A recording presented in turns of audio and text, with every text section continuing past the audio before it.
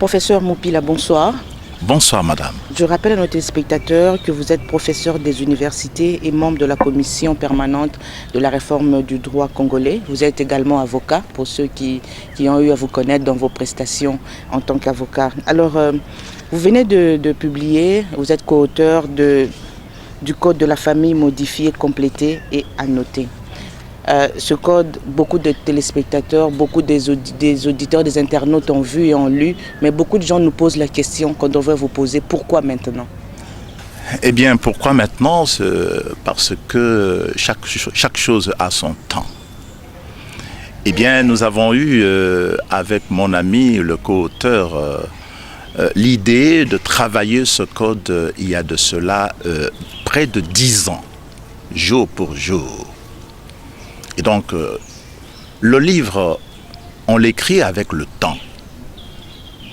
Et un livre comme celui-ci, on ne pouvait pas s'amuser à le publier après une année ou 2 ans d'aventure. C'est un livre d'une importance capitale. Vous savez que la famille, c'est la cellule de base de la société. Et l'ensemble de règles qui sont contenues dans ce code porte à l'organisation de la famille. Donc, il fallait y mettre beaucoup de sérieux. Alors 10 ans de recherche, vous optez pour une méthode assez pédagogique, un code annoté avec beaucoup de commentaires, sans avoir eu peur des critiques des autres chercheurs sur votre ouvrage justement. Pourquoi aurions-nous peur des autres chercheurs? Parce qu'en fait, nous avons estimé que nous avions quand même un point de vue à exprimer par rapport à cette question de la famille. Et donc, la méthodologie que nous avons choisie était de restituer au Code de la famille l'ensemble d'exposés généraux et commentaires analytiques qui sont l'œuvre de la commission de réforme de droit zaïrois de l'époque. Pour en fait restituer, encore une fois, au code, donc à la loi, son esprit et même sa philosophie. Mais pas son originalité. En fait, le code garde son originalité, mais en lui restituant ces textes préparatoires, dont on lui donne davantage son originalité. On n'enlève rien quant à son origine, au contraire. Alors, quelle est la valeur de ces annotations? Ah bien, c'est ce que je venais de dire tout à l'heure. Les textes préparatoires, qui sont constitués des exposés généraux et commentaires analytiques, expliquent l'esprit de la loi, expliquent la philosophie même de cette loi. C'est ça toute l'importance. Aujourd'hui, quand... Vous parlez du Code de la famille. Hein? Bien sûr, du Code de la famille. Donc, aujourd'hui, lorsque vous lisez le Code de la famille, en l'absence, comme on l'a fait depuis plusieurs années, parce que c'est grâce à cet ouvrage que les gens vont accéder à ce texte préparatoire qui sont les exposés généraux et les commentaires analytiques qui expliquent le pourquoi de ce code, qui expliquent la philosophie qui sous-tend ce code. Un code qui aujourd'hui est déjà dans cette moule de critiques même de beaucoup d'ONG, beaucoup d'activistes des droits de l'homme commencent déjà à crier à sa révision intégrale. Et vous voulez cristalliser les articles de ce code pour rendre justement cette loi non révisable. Non, telle n'est pas la démarche des auteurs que nous sommes. Quand je parle des auteurs... Beaucoup de gens ont parlé même d'imposition. Quand je parle des auteurs ici, il faut qu'on se mette d'accord. Je parle de mon ami Corneille Wasenda et moi-même, les auteurs. En fait, telle n'est pas l'intention des auteurs, à moins que vous ne veuillez leur prêter cette intention. Les auteurs n'ont eu qu'une ambition, qui est celle d'abord de restituer au Code de la famille tous les exposés généraux et les commentaires analytiques qui favorisent la compréhension du Code de la famille. Le Code de la famille est une loi. Et toute loi est soumise à la règle de la révision tôt ou tard, à un certain moment de la vie. Quelle est votre analyse justement, si vous voulez répondre à cette question, sur la révision intégrale du Code de la famille? Est-ce que vous partagez ce point de vue aujourd'hui? Bon, mais s'il y a de raisons suffisantes Mais aujourd'hui, j'ai comme l'impression que le code de la famille s'impose. Puisque la révision qui a eu lieu récemment, et qui ont fait la révision qui a fait l'objet de la loi portant modification du code de la famille, elle n'a pas porté sur l'ensemble des dispositions du code de la famille.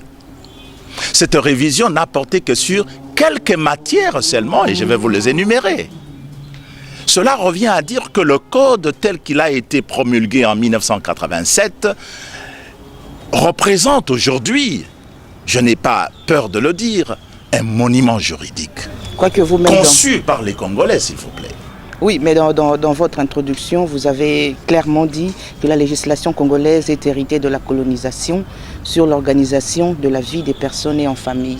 Donc aujourd'hui, vous êtes parmi les rares chercheurs qui continuent à soutenir cette législation héritée d'une colonisation aujourd'hui inadaptée. Non, non, écoutez, par rapport au code de la famille, il est hors de question de parler de l'emprunt ou de l'adaptation au droit occidental. Vous pensez que le débat n'est pas fondé aujourd'hui? Parce qu'en fait, le code de la famille est l'œuvre de l'intelligentsia congolaise. Nous avons voulu nous démarquer du droit occidental, le droit hérité de la colonisation. Donc, au fait, vous avez seulement copié servilement sans... Vous avez... Non, mais c'est tout à fait le contraire de ce que je suis en train de vous dire. Je dis, c'est une œuvre congolaise. C'est une œuvre qui résulte de l'intelligentsia congolaise. Donc, il n'a pas été question d'un recopiage ou d'un emprunt quelconque. Il y a beaucoup d'innovations. Le code de la famille est fait de nombreuses innovations. D'ailleurs, j'en profite, j'anticipe. Vous savez, il y a des gens qui ne sont pas au courant de ce que je vais vous dire tout à l'heure. Le livre 4, en rapport avec les successions. Le livre 4 a été, c'est une innovation tout à fait totale. Parce que pour les autres livres, le livre 1er, le livre 2e, le livre 3e, le législateur a fait un exercice assez important de harmonisation entre la législation et les sources coutumières et le droit coutumier. Alors que lorsque le législateur, le rédacteur du Code de la famille est arrivé au chapitre relatif aux successions, les gens se sont rendus compte qu'il y avait suffisamment de raisons de ne pas continuer avec la même logique qui consiste à adapter les coutumes en cette matière-là. Il fallait innover totalement pour pouvoir mettre en place des règles tout à fait nouvelles en matière de succession. Voilà.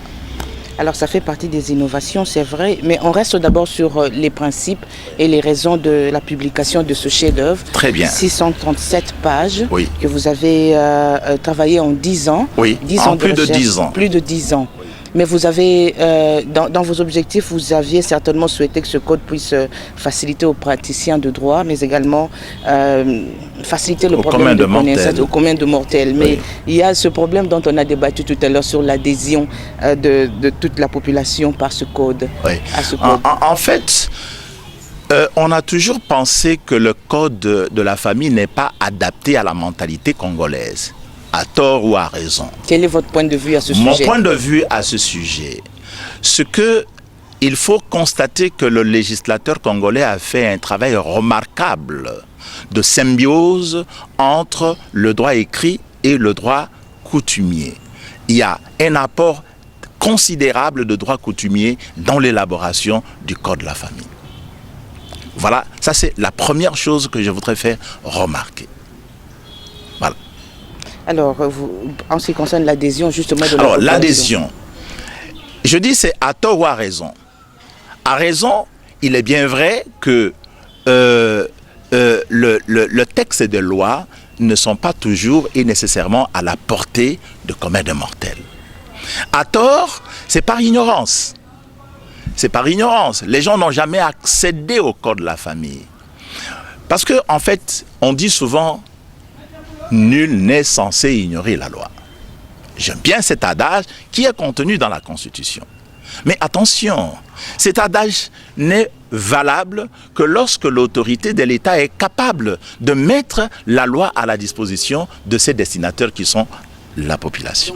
Mais maintenant, le problème d'adhésion.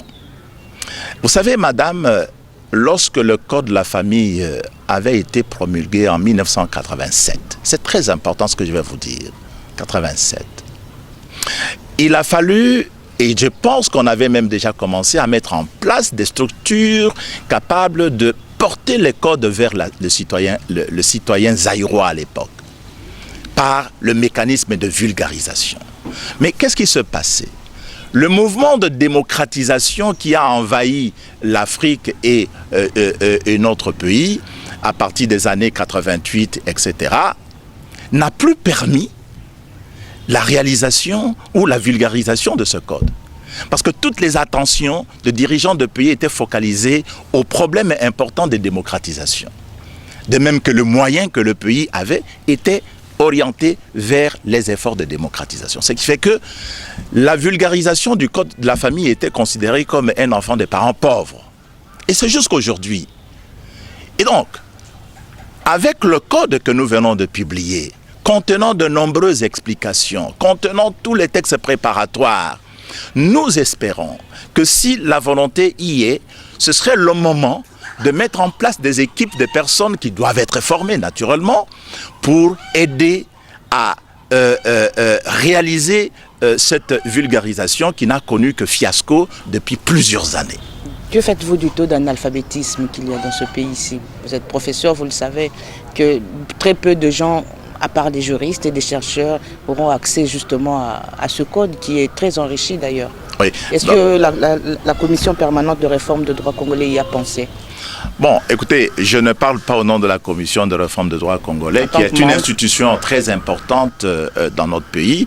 Je pense que je n'ai droit à parler de l'ouvrage que nous avons publié avec mon co-auteur. Okay. Est-ce que vous avez pensé en tant qu'auteur de cet ouvrage qu'il y a une frange de la population qui ne pourrait peut-être jamais avoir accès à ce code? Mais justement, c'est à cause de cela que l'institution d'une commission pour la vulgarisation prend toute son importance. Parce qu'on sait qu'il y a des personnes qui ne peuvent pas lire. Mais il faut absolument qu'il y ait des gens ou des mécanismes qui puissent suppléer, qui puissent aider à ce que les dispositions du Code de la famille soient portées à la connaissance de combien de mortels. Alors, professeur... Parce que le Code de la famille ne s'adresse pas seulement qu'à ceux qui savaient lire. Le Code de la famille s'adresse à tous les Congolais. À ceux qui savent lire ou à ceux qui ne savent pas lire. Et ceux-là devraient être bénéficiaires de leurs droits en connaissant justement les codes de la famille. Professeur, l'opinion continue à adopter cette attitude de rejet systématique face justement au code de la famille. Vous êtes chercheur. Quelle est votre analyse par rapport à ce débat sur la dot, sur l'autorisation maritale, des sujets qui continuent aujourd'hui à alimenter quand même une polémique? Vous avez fait des recherches à ce sujet. Oui, bon, parlons ne fût-ce que de la dot. Vous savez, toute loi doit évoluer avec le temps. Le Code Napoléon de 1804, Code civil Napoléon de 1804, donne une illustration. C'est un code qui a évolué avec le temps. Notre Code de la famille, de même, doit évoluer avec le temps. Laissez-moi vous dire qu'en ce qui concerne la dot, vous savez, les dispositions sur la dot font partie des dispositions qui ont été modifiées. Parce qu'avant, il était prévu que c'est le chef de l'État qui fixe le taux de la dot sur conseil, sur avis de ceux qu'on appelait avant les commissaires de région, aujourd'hui appelés gouverneurs. Aujourd'hui, tel n'est plus le cas. Aujourd'hui, la dot est considérée comme quelque chose de symbolique. Il l'a été hier, mais aujourd'hui, il n'est plus donné au chef de l'État le pouvoir de définir le taux ou la hauteur de la dot. La loi veut aujourd'hui modifier, veut que la hauteur de la dot, l'importance de la dot, soit définie par les coutumes de futurs époux. Plus de 450 ethnies, ça fait beaucoup. Justement, par les coutumes de futurs époux. Voilà encore une illustration de la prise en compte de coutumes dans l'élaboration de notre Code de la famille. Donc, le Code de la famille laisse des ouvertures, renvoyant les intéressés vers leurs coutumes pour faire application de ce que veut la coutume. En parlant de la dot, est-ce que ne devrait-on pas tout simplement supprimer la dot pour consacrer l'égalité homme-femme aujourd'hui? Bon, je pense que là, c'est la question en tant que chercheur. Il ne faudrait pas que on vide nos valeurs culturelles de leur contenu. La dot, c'est l'expression d'une valeur culturelle congolaise. Pourquoi aujourd'hui on supprimerait la dot? Pour ressembler à quoi ou à qui? Alors que nous sommes Congolais, nous avons des valeurs culturelles qui s'imposent à nous. Donc on chercherait une chose et son contraire. D'un côté, on veut s'émanciper, oui, et de l'autre côté, on veut être à la merci de l'homme qui viendrait... L'émancipation ne doit pas être l'équivalent de l'abandon de notre identité. Notre identité, c'est à travers les valeurs culturelles congolaises. Alors dans vos annotations, vous avez tenu compte justement de ces commentaires-là pour permettre aux juristes qui devraient interpréter justement ce code de la famille lors des débats dans les tribunaux de rester naturellement dans les différents commentaires, parce qu'il n'y a pas que les exposés généraux et consorts, il y a des commentaires des auteurs, les notes des auteurs. Et à travers ces notes, nous avons essayé d'éclairer le lecteur, éclairer le législateur pour le temps futur sur certains points. Alors, l'autre débat, c'est la question de l'autorisation maritale qui se retrouve sur ce même code, qui est transformé en accord. Les juristes parlent de jeu de mots, rien n'a changé. Non, non. Vous, en tant que professeur. Non, écoutez, jeu de mots, c'est trop simpliste que de parler de jeu de mots. Vous savez, on aurait dû d'abord dire pourquoi on a modifié le code de la famille. Qu'est-ce qui a influencé la modification du code de la famille? C'est ça les éléments les plus importants. Donc, l'autorisation maritale qui était prévue dans les dispositions anciennes se sont révélées aujourd'hui contraires aux instruments juridiques internationaux qui sont... Enfin, qui dénonce, professeur, les instruments juridiques internationaux qui dénoncent tout simplement la discrimination entre l'homme et la femme. C'est bien ça la raison fondamentale de la modification de cette disposition qui ne parle plus aujourd'hui de l'autorisation, mais plutôt d'accord. J'ai la chance d'interroger un professeur, donc je fais foi peut-être à ce que vous dites. Alors, autoriser et accorder, oui, n'est-ce pas des mots presque synonymes? Non, vous n'autorisez pas, vous n'accordez pas. Ils ne sont pas du tout synonymes, même pas près d'être synonymes. L'autorisation implique une personne ou une autorité qui donne, qui autorise, qui permet.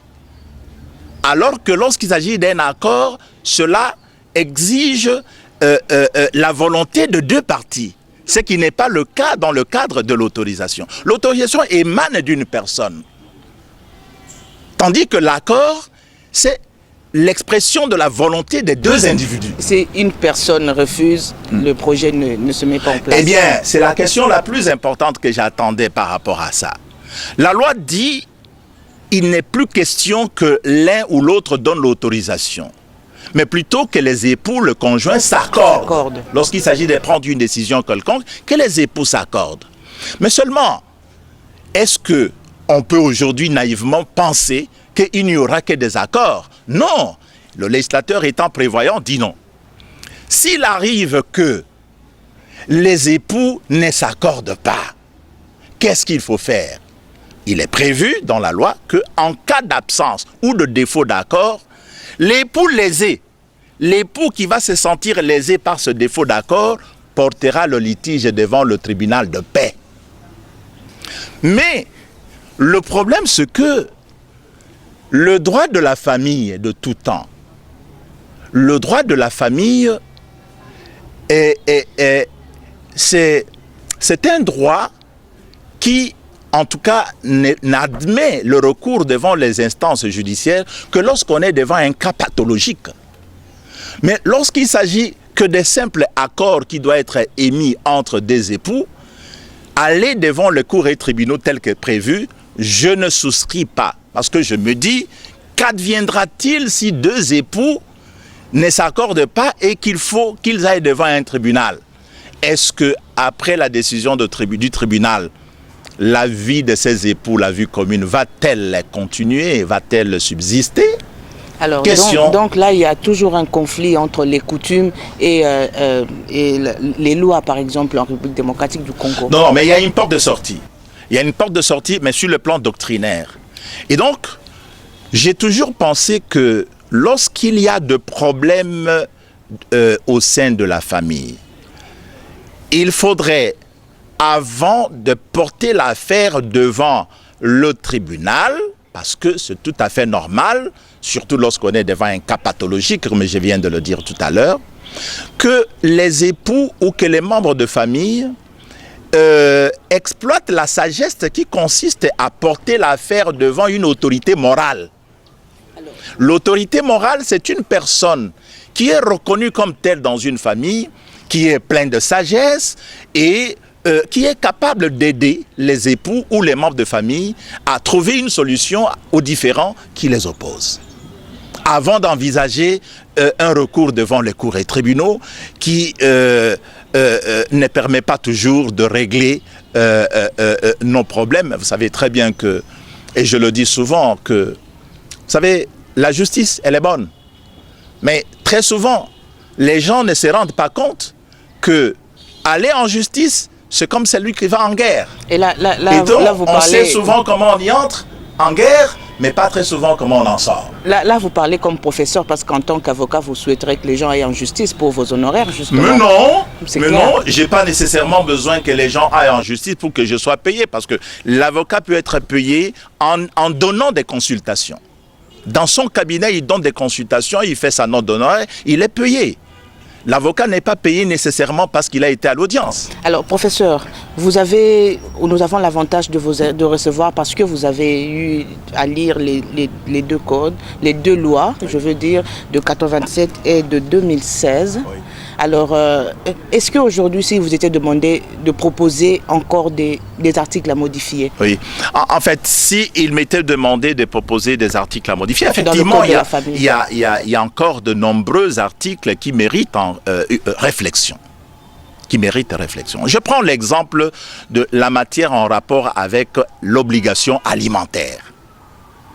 En cette matière, il est prévu que lorsque un enfant est dans le besoin et que ses parents ne lui viennent pas en aide en lui donnant la pension dont il a besoin, cet enfant peut aller devant le tribunal. Voilà encore une énormité qui est contenue jusque-là encore, parce que la question des obligations alimentaires n'a pas été prévue dans, disons, le cadre des articles qui devraient être modifiés par la loi de 2016. Vous estimez que l'enfant n'a pas le droit d'aller au tribunal, d'aller en justice? Non, ce que je condamne, moi, c'est le fait de mettre en place des procédures qui permettent à l'enfant d'aller directement devant le cours et tribunaux pour attraire ses parents en vue d'obtenir la pension alimentaire. Autant que un gendre ou une bru peut aussi mettre en mouvement cette action pour obtenir la pension alimentaire de ses beaux-parents. Vous comprenez que en ce moment, c'est la famille, l'institution famille qui est en danger, alors qu'elle devait être protégée. Parce que c'est la cellule de base de la communauté humaine. Aujourd'hui, avec l'évolution du temps, comment définissez-vous la famille? Mais l'évolution du temps, ou bien vous voulez que je vous définisse la famille par rapport au code de la famille? Parce que il y a une définition justement du code de la famille, mais il y a une définition très scientifique aussi par rapport justement à la mondialisation. Aujourd'hui, les situations ont changé. Est-ce que la famille est toujours une cellule de base aujourd'hui? Mais naturellement, elle demeure une famille de base. Oui, la famille demeure une cellule de base. D'où tout part. Et le code de la famille, quant en lui, définit la famille comme étant l'ensemble des parents et des alliés. Voilà l'identité de notre droit congolais. En droit congolais, la famille, c'est l'ensemble des parents et des alliés. Aujourd'hui, lorsqu'une personne est mariée, sa famille est constituée de ses parents, mais aussi de ses alliés. C'est ça le sens qui est donné à la famille dans notre code de la famille. Dans une logique purement scientifique, vous pensez que c'est valable aussi? Pourquoi pas? Parce que ça découle de l'identité congolaise. En tout cas, moi, j'épouse ce point de vue. Alors, nous avons reçu quand même une question par rapport à ce code de la famille en ce qui concerne les annotations que vous faites. Est-ce que ces annotations sont des aspirations personnelles ou vous êtes parti sur une base scientifique avec des données réelles et exactes qui sont vérifiables? On parle des commentaires qui sont dans ce code. Oui, attention. Et ne faites pas la confusion, s'il vous plaît, entre les nombreux exposés généraux et commentaires analytiques qui sont restitués au Code de la famille, qui sont l'œuvre de la Commission de réforme du droit congolais. Ça, ce n'est pas mon œuvre. Tout ce que nous avons fait, c'est l'effort de retrouver ces exposés généraux qu'on ne retrouve plus facilement aujourd'hui. Et le fait de le traiter et de les intégrer dans le Code de la famille, ça, c'est notre apport. Mais nous avons plutôt indiqué des notes au bas des articles, des notes explicatives des articles, que nous avons rédigées en puisant dans notre expérience professionnelle et personnelle de vie. Pourquoi pas? Pourquoi pas? Étant donné que la coutume est aussi une source de droit chez nous. Voilà. Professeur, combien coûte ce code? Eh bien, nous avons pensé que ce code pourrait aider à, disons, régler plus ou moins la question de vulgarisation de cette loi assez importante. Et donc, nous avons pensé qu'il fallait faire en sorte que ce code soit accessible à tous les Congolais. En dépit de son importance, de son allure, de son ampleur, nous avons défini le prix à concurrence de $40 simplement. $40 tout simplement. Et nous croyons qu'avec ça, les jeunes filles peuvent se priver un peu de mèche pour s'acheter un code qui est assez utile dans la vie. Les jeunes garçons peuvent se priver un peu de catch pour acheter ce code et s'instruire. Voilà. Alors, les auteurs que vous êtes, vous pensez certainement évoluer avec la compilation d'autres lois aussi? Écoutez, en fait, ici, je ne veux pas qu'on donne à ce livre la connotation trop simpliste des compilations. Parce qu'il faut voir la manière dont ce code a été conçu. Et vous l'avez dit au départ, il a été conçu de manière assez pédagogique. Et c'est très important, ce n'est pas facilement qu'on peut arriver à concevoir un écrit de cette nature. Et donc, nous, pour l'instant, nous estimons que nous sommes penchés sur des questions en rapport avec le droit de la famille. Donc, nous ne pouvons pas, disons, avoir l'ambition de maîtriser l'ensemble des textes de loi de ce pays. Il y a d'autres collègues qui sont spécialistes dans d'autres différents domaines de droit. Et donc, pour l'instant, je pense que notre domaine de recherche demeure le droit de la famille. Alors, comment se présentent vos rapports avec les tribunaux pour enfants aujourd'hui? Est-ce que vous travaillez avec eux, vous pensez aider à vulgariser, à rendre accessible justement cet ouvrage au niveau des tribunaux pour enfants? Justement, les personnes qui animent les tribunaux pour enfants, ce sont des citoyens ou des citoyens congolais, citoyens congolais, congolaises. Et donc, le code leur est aussi adressé, comme à vous, comme à tout le monde. Et les membres ou les animateurs des tribunaux pour enfants ne sont pas des étrangers. Encore que les étrangers qui se livrent à des études comparatives, ils s'intéressent à ce livre. Professeur, on est buté à un problème de temps. Quel est votre dernier mot? Eh bien, qu'est-ce que vous avez envie de dire à vos lecteurs? À mes lecteurs, à nos lecteurs, parce que le livre a été conçu, rédigé par deux individus. Et donc, à nos lecteurs, je conseille vivement de posséder cet ouvrage. de l'acheter et de le lire. C'est très important. Ça permet d'éviter un certain nombre de problèmes dans la vie lorsqu'on est averti et grâce à la lecture de cet ouvrage qui offre assez de commentaires et d'explications qui permettent à quiconque, même lorsqu'on n'a pas fait les études de droit, de purger quelque chose, de comprendre quelque chose en matière d'organisation de la famille. Est-ce que vous pensez que cet ouvrage va aider à la bonne administration de la justice au regard des critiques qu'il y a aujourd'hui sur le fonctionnement de la justice en République démocratique du Congo? Ben, attention, le code de la famille contient des dispositions en rapport avec le droit civil de la famille. La bonne administration de la justice dépend de l'organisation de la justice, ce qui n'a rien à voir avec le code de la famille.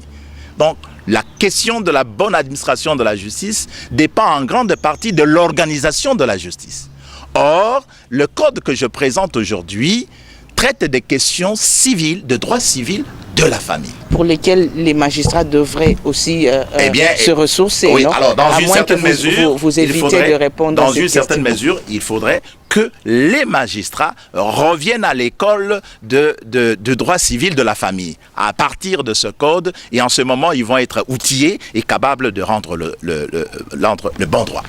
Professeur Mupila Ndjike Kawende, merci pour toutes ces précisions. On rappelle à nos téléspectateurs que vous êtes docteur en droit, professeur des universités, membre de la commission permanente de réforme du droit congolais, conseil à la Cour pénale internationale, arbitre au Sénacom, avocat. Ça fait beaucoup quand même, hein? Eh bien, en l'espace de pratiquement 30-40 ans que j'ai pu avoir autant de dimensions dans ma vie. Et donc, c'est comme ça. C'est pas en un jour que cela m'est arrivé. Encore, félicitations, voilà. Et merci. Et donc, merci beaucoup d'avoir donné l'occasion au professeur Mupila et de essayer de parler de cet ouvrage qui est l'œuvre de Maître Wasenda Songo et de professeur Mupila que je suis. Je vous remercie. Merci à vous.